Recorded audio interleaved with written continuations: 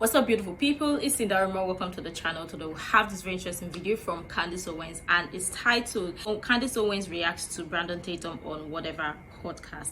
Also, so it's not just Brandon Tatum was on the Whatever podcast, and it was really interesting. And I saw a bit of the podcast. It was 5 hours long, but I stayed up. I saw the podcast, I think up to an hour long, that I was able to watch. But I want to hear what Candace Owens have got to say regarding this topic. So yeah, let's check it out. You know, a few weeks ago, I went out to California, not a place I like to spend a lot of time in, but I did the Whatever podcast, where I sat around with a bunch of sex workers and tried to understand their perspectives, and actually walked away feeling more affirmed in my own than I had ever been before. That aside, my dear friend, Brandon Tatum, you guys know Brandon, he's a former police officer who does a lot of great work in podcasting, recently appeared on the Whatever podcast, and he had a very interesting perspective, and I think that the women around him really appreciated his perspective. Yeah. I haven't been able to watch all 5 hours of it, just from what I've seen of the clips circulating. He did a wonderful job, but a very interesting perspective on why hot girls are crazy. Take a listen to what Brandon had to say.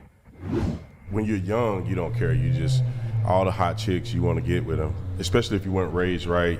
You know, you get into this idea of this modern culture, and you get confused, and you want to sleep with women because of their looks. When you become a mature man, you want peace. Yeah. That means more to you, someone who's agreeable.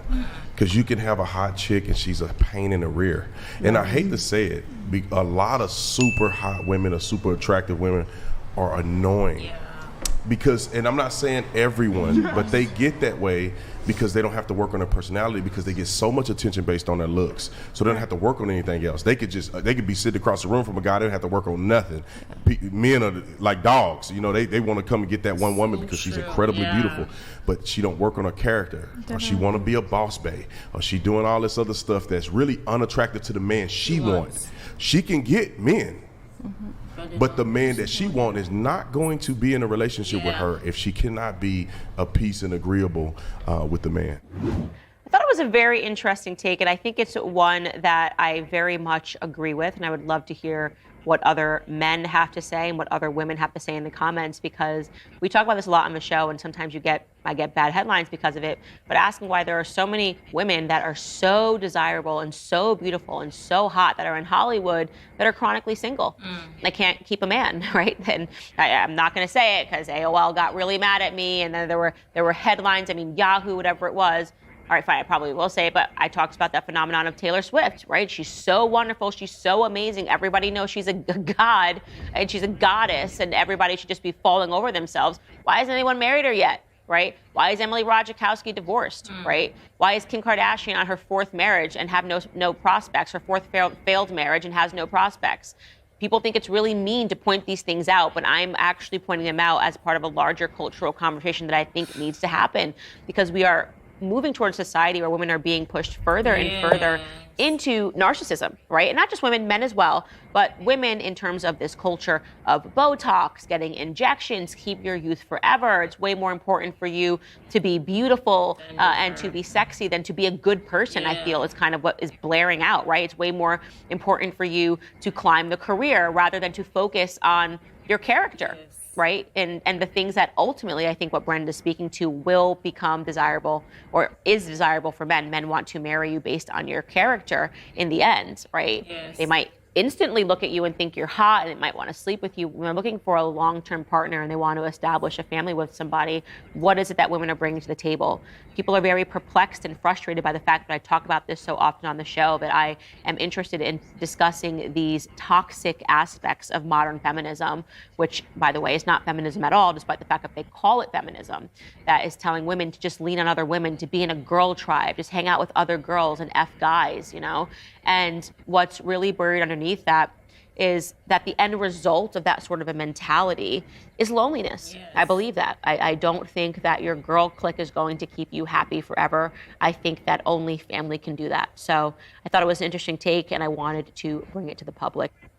Honestly, when I saw Brandon Tatum on the Whatever podcast, I knew it was going to be interesting, because I always love listening to Brandon Tatum and his commentaries to his topics or conversations like this from the men's perspective. And honestly, he shared a beautiful take on this one, and I really enjoyed it. I mean, the podcast was 5 hour long, but I was able to stay for 1 hour because of time difference and everything, but it was quite interesting. And I really learned a lot. And yeah, what he said, talking about toxic femininity and the fact that most ladies prefer to work on their looks as opposed to working on their character is very, very valid. And that is what feminists are pushing. That's the agenda they are pushing for women not to prioritize their character. They just put it to say, oh, you have to work on your looks or work on your career and the likes and all those things, and forget about the rest, other parts of the world and the rest of the world, when in reality your character plays an important role. Because what keeps you in the job? Your character. What keeps you in a relationship or in your family? Your character.